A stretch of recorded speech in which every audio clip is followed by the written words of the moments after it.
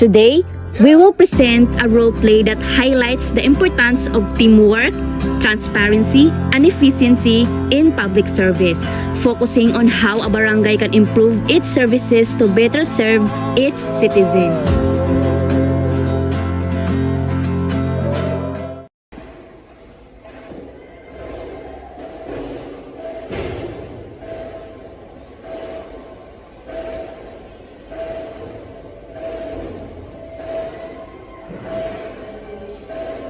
Good morning, everyone. Before we start, I will request items for the legal daghan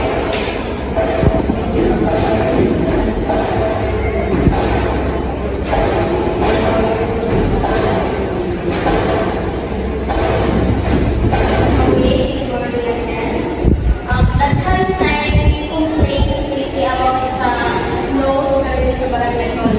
Now, we will find a solution. So speak honestly what I see, okay? Okay.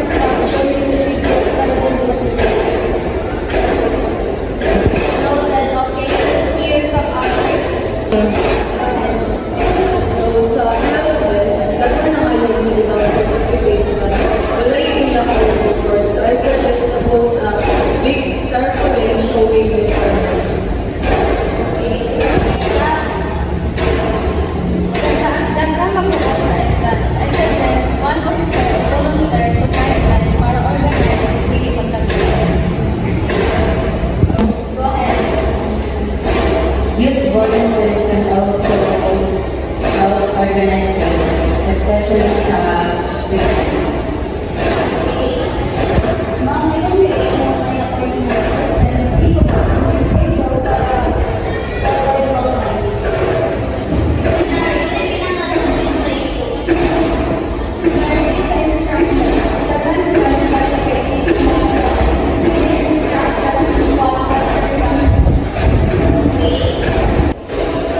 Also, place of send staff answer questions.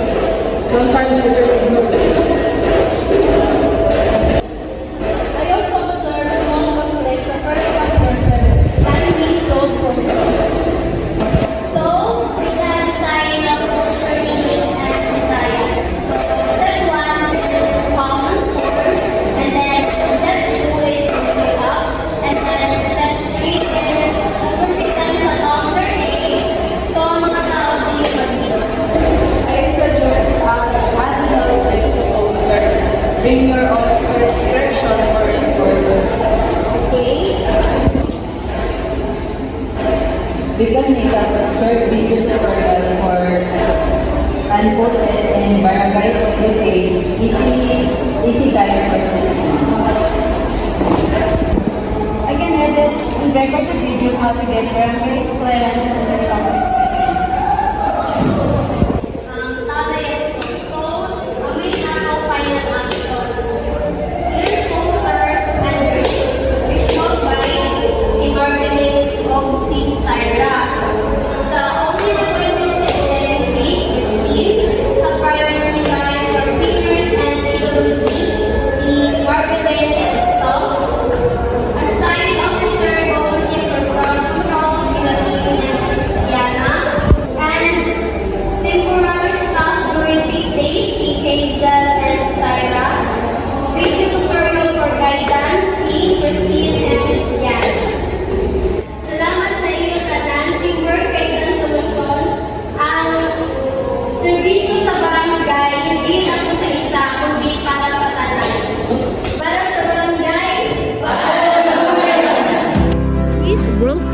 reminds us that effective civil service requires cooperation, clear communication, and accountability, and that by working together, we can provide faster, fairer, and more citizen-friendly services for our community.